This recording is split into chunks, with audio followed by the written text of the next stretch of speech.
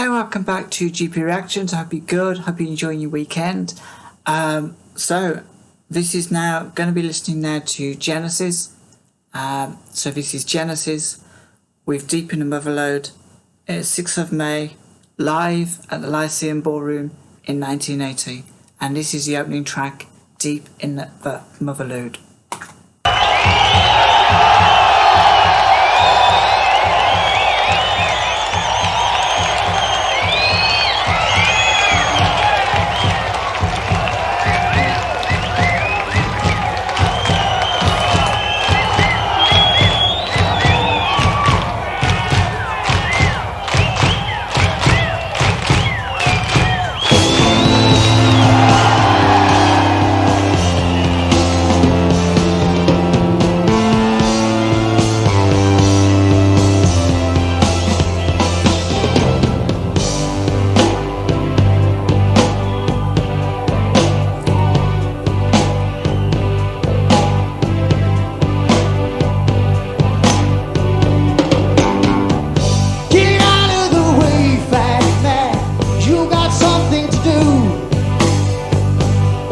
Up your hands till they're shining back up at you.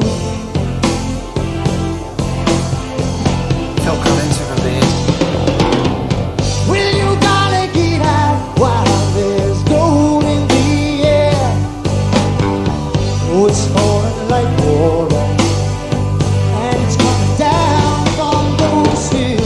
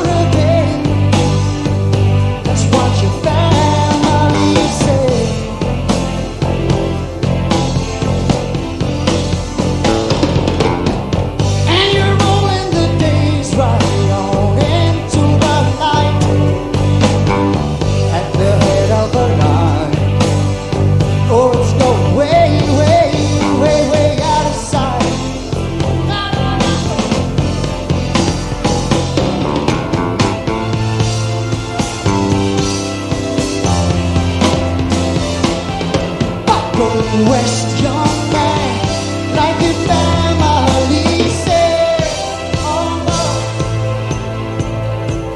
So sorry to pause it there. Just wanted to kind of comment. This is first time I've actually seen this track perform live, and I do know the track. My brother used to listen to the album quite a lot. I think it was from And Then There Were Three, which was from about 1978. So I've heard this track maybe once or twice, probably 20, 30 years ago now, 40 years ago maybe. And it's as concerts go, I think this is like an interesting track to open a concert. It feels quite understated, but I'm kind of really enjoying it so far. And to see Phil Collins with his like beard and yeah, it's an interesting performance so far. So I'm going to see where this takes us. I'm kind of trying to figure out what this song was actually about. I've listened to a couple of references so far. That makes me feel like it's got historical groundings in something from history. So I don't know. We'll see how this one progresses.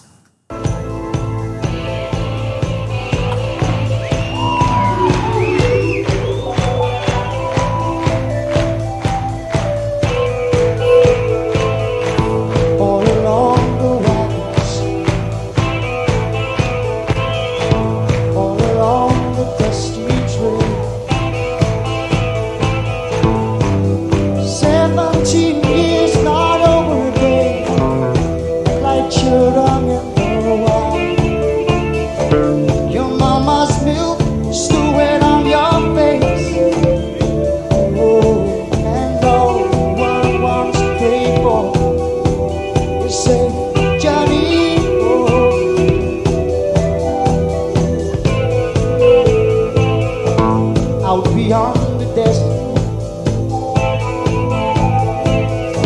Across the mountains by the fall.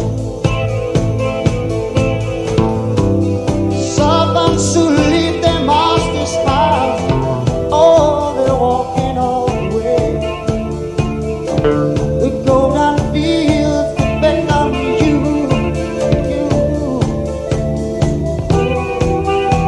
They're darkened by the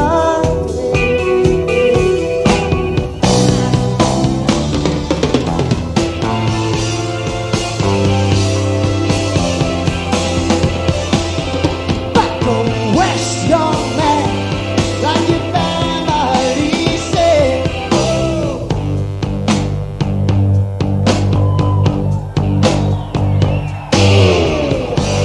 Go west, young man.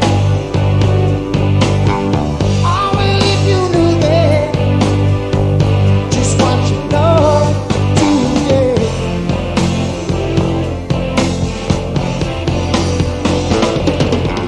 Yes, you'll be back where you started, a happy young man. Oh, leave all the glory to all those who have made.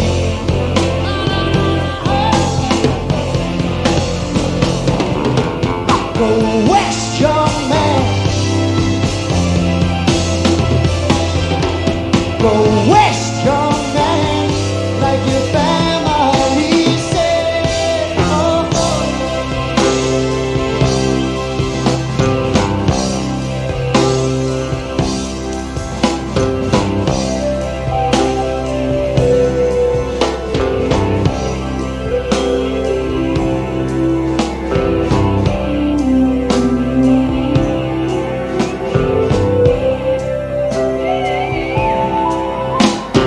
go west, young man.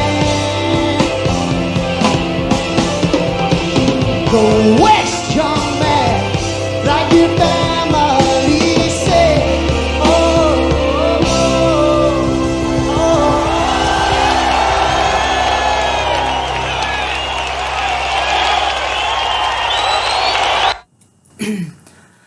So that was Genesis with Deep and Motherlode live at the Lyceum Ballroom on the 6th of May. And I think this was from the Duke tour. Again, it's a very interesting track. I'm always kind of mesmerised by younger Phil Collins as a performer because it sort of stands apart from Peter Gabriel. Peter Gabriel's a master in how he delivers a vocal performance. I'm not entirely, because I have seen very few Peter Gabriel live performances, but the thing that strikes me about Phil Collins is if Peter Gabriel's like a vocal master, then Phil Collins is he is a masterly imp in the way he performs, and he's got an equally great voice, but I think there's that added passion with Phil Collins that I enjoy. I wouldn't say over Peter Gabriel. They just feel like different creatures. Anyway, I thought this was a lovely track, and trying to kind of figure out what it was about, and I think I was beginning to cotton on by the end. So, and I'm just looking at the lyrics actually. Get out of my way, fat man.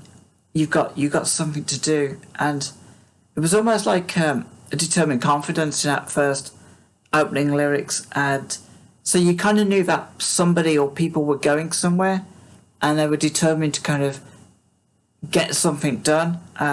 Go fill up your hands till they're shining back up at you. Get out of the way, fat man. You got something to do. Go and fill up your hands till they're shining back at you.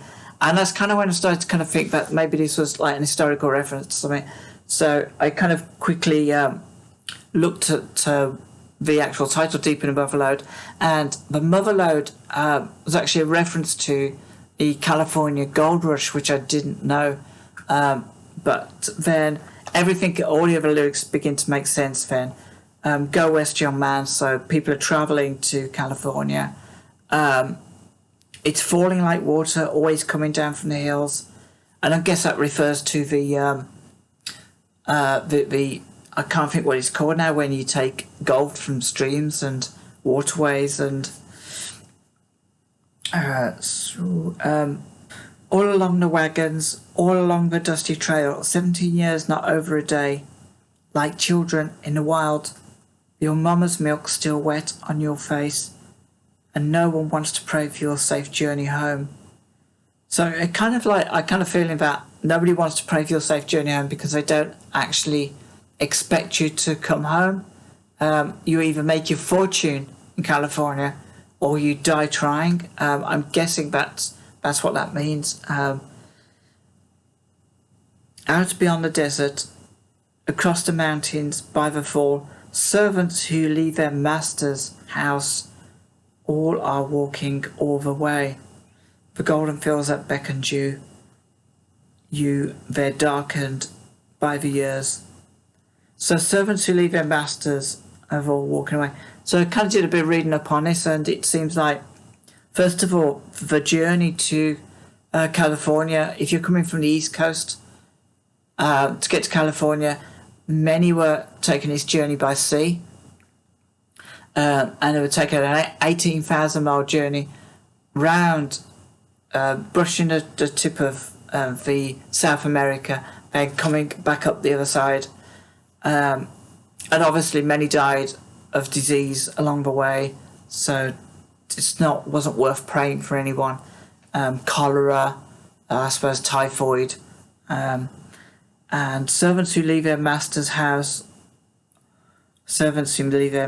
Well, there was like a staggered, I think, to the end of a slave trade, or to end of slavery, I should say.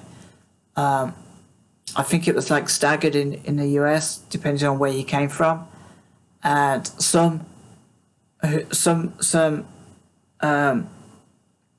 African Americans or Africans were allowed to prospect for gold, so they could buy their freedom. Others were already free and were also prospecting. It was so, for one, it maybe held the hope of freedom. For other, maybe it held the hope of prosperity in a foreign land, an alien land.